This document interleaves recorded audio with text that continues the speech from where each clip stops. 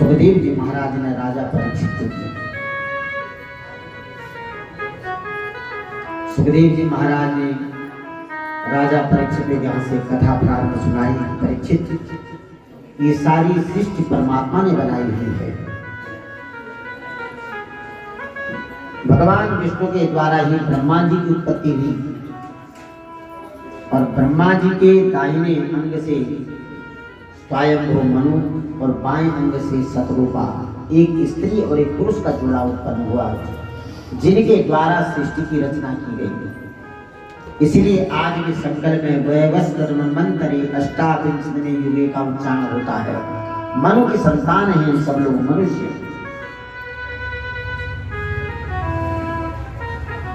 मनु और शतरूपा से सृष्टि का विस्तार हुआ। मनु और शतरूपा की 3 कन्याएं भी आत्मा की देवहूति और पशु। सबसे छोटी कन्या की देवहूति। देवहूति का विवाह कर्दम ऋषि के साथ हुआ। कर्दम ऋषि बद्रीनाथ में भगवान के ध्यान में बड़े मग्न थे। प्रारंभ में उनका विवाह करने का विचार नहीं था, परंतु जब तपस्या काफी प्रबल हो गई, उस समय में मन बदल गया और उनके मन में ग्रस्त जीवन में प्रवेश करने की भावना उत्पन्न हो गई। देखो, भावना भी भगवान के द्वारा ही उत्पन्न होती है। इसलिए कहा गया है कि भावोहि विद्यते देवा, भावना में भगवान का वास होता है।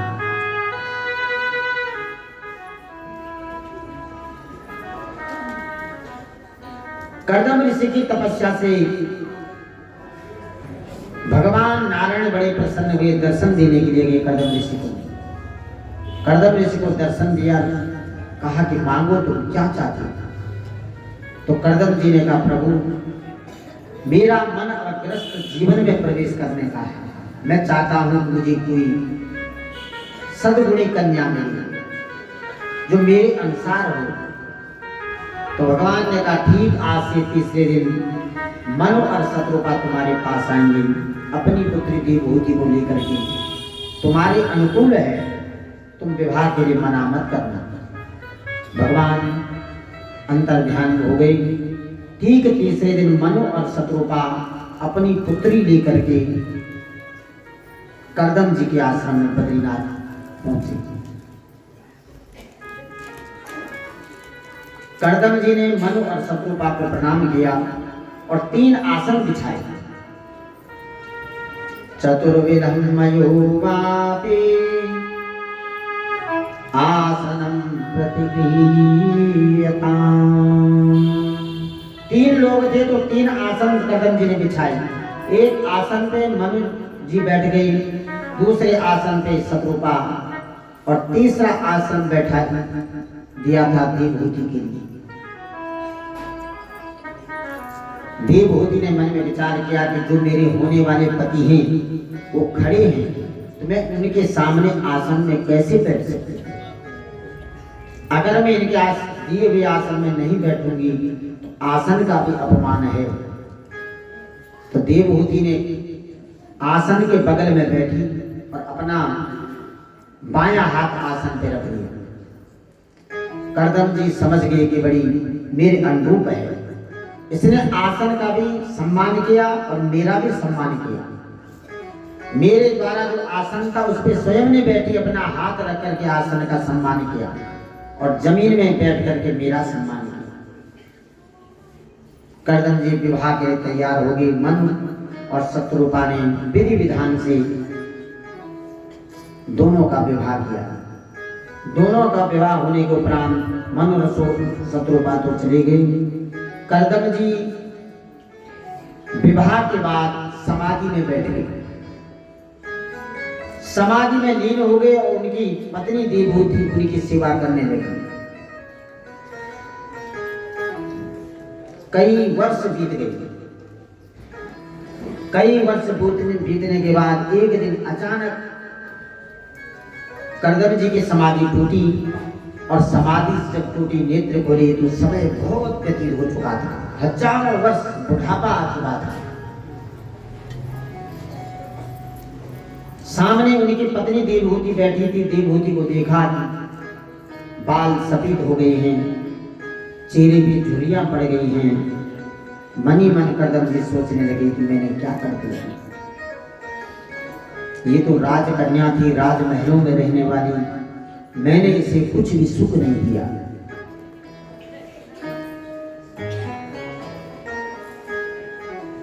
कर्दम जी ने देवहूति को कहा कि मैं तुम्हें कोई भी सुख नहीं दे पाया, तुमने पूरा जीवन मेरी सेवा में लगा दिया। देवहूति ने कहा, प्रभु आप मेरे पति परमेश्वर हैं, मैं आपकी प्रसन्नता में ही मैं प्रसन्न हूं।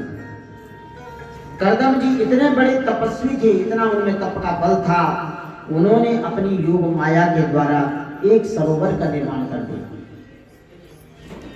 और देवहूति को कहा कि जाकर के उस सरोवर में तुम स्नान करके आओ। देवहूति उस सरोवर में स्नान करने के लिए गई। जैसे ही स्नान किया, तप के प्रभाव से वो यौवन को प्राप्त होगी, जवान हो गई।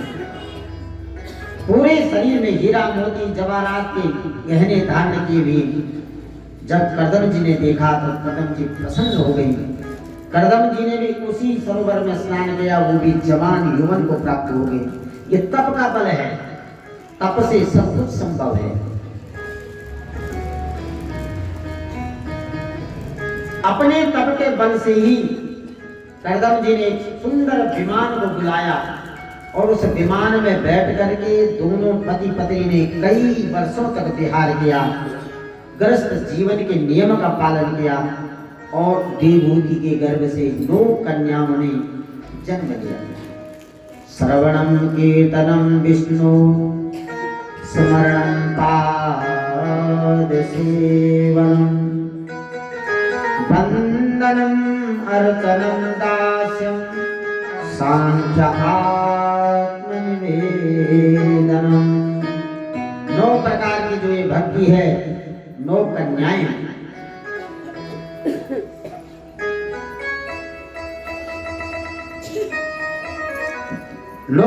जो उत्पन्न हुई तो ब्रह्मा जी ने आकर के दर्शन दी। कर्दम जी ने कहा, ब्रह्मा जी आप हमारी 9 पुत्रों का विवाह अपने 9 पुत्रों के साथ कर दीजिए।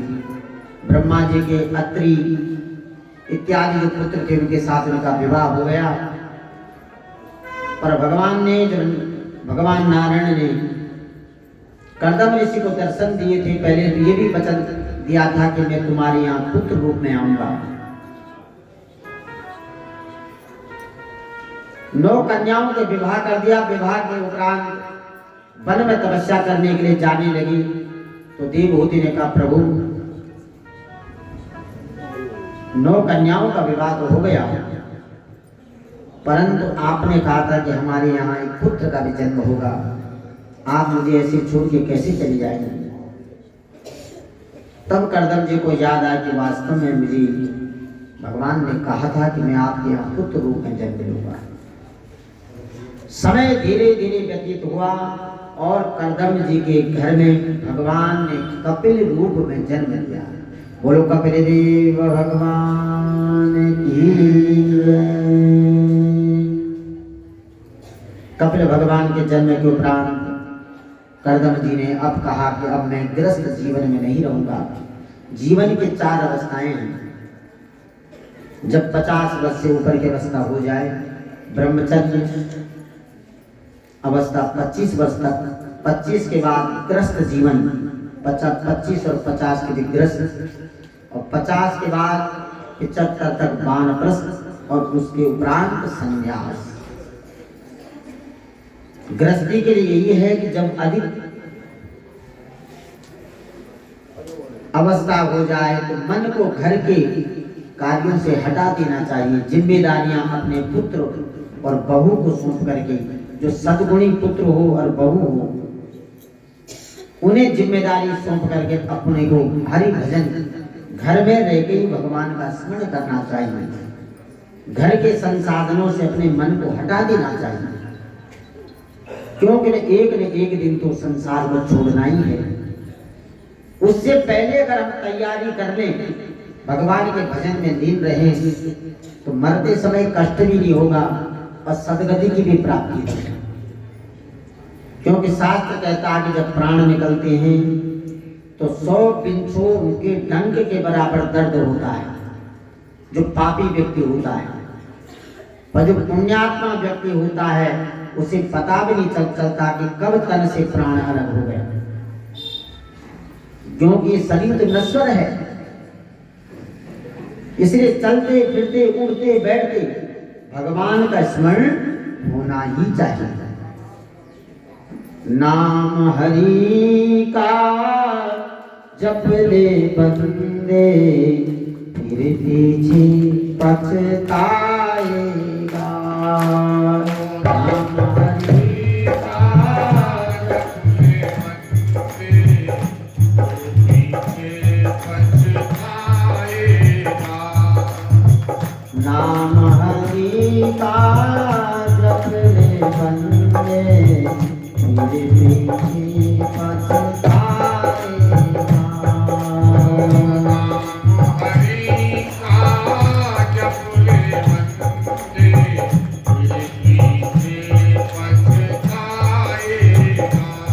दोनों हाथ खड़े करते हुए जीवन का ये सत्य है।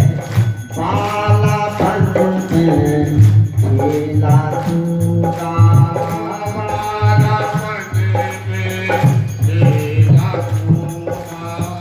बालापन में खेला सूगा,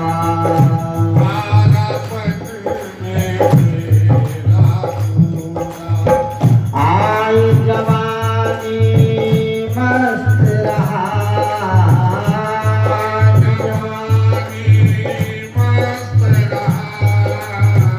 बूढ़ेपन में रोग सतावे, बूढ़ेपन में रोग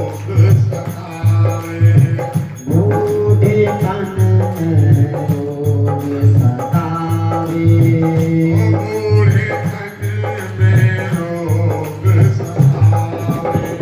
तेरे पीछे पछताएगा,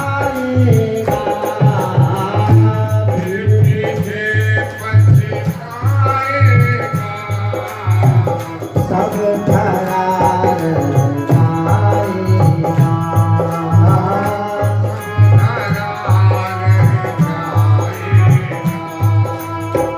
नाम हरि का जप ले बंदे फिर पीछे पछताएगा।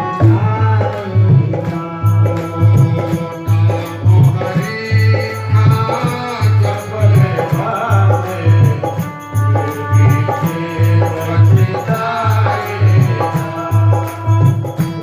खड़े करते मधुर ताली के साथ।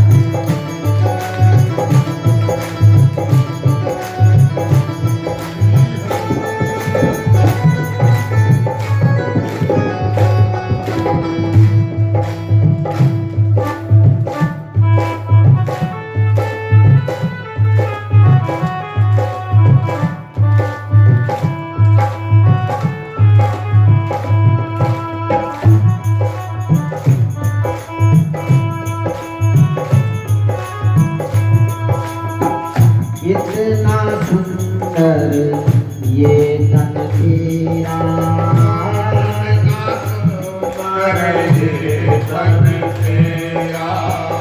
इतना सुंदर ये तन तेरा,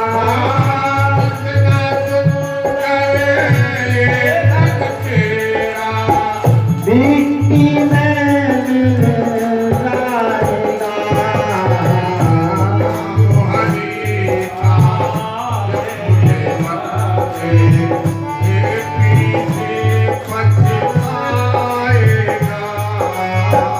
नाम हरि का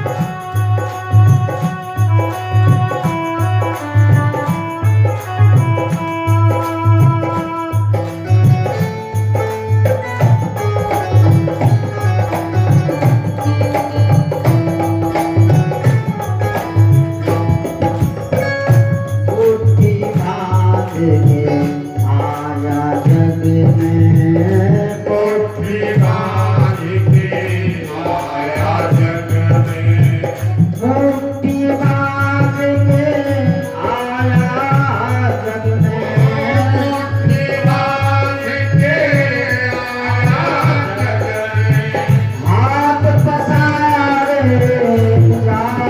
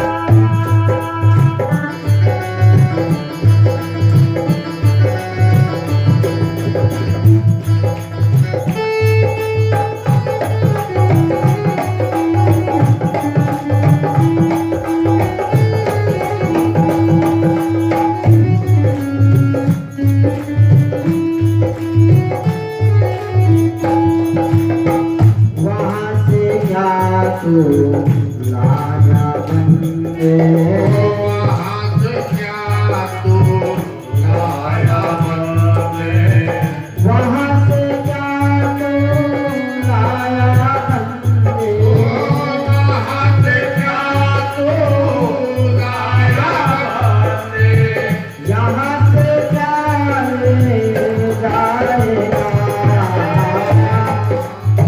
यहाँ से क्या ले जाएगा मुट्ठी बांध के आया जग में हाथ फैलाए जाएगा बांध के आया जग में हाथ फैलाए जाएगा कहत कबीर सुनो भाई साधो कहत कबीर सुनो भाई साधो कहत कबीर सुनो भाई साधो कहत कबीर सुनो भाई साधो करनी का फल पाएगा नाम हरि का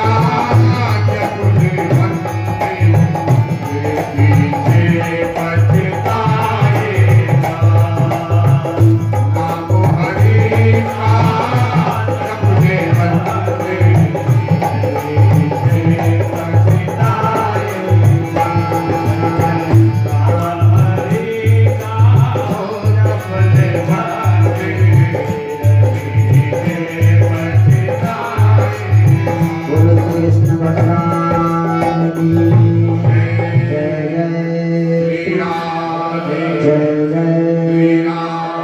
जय जय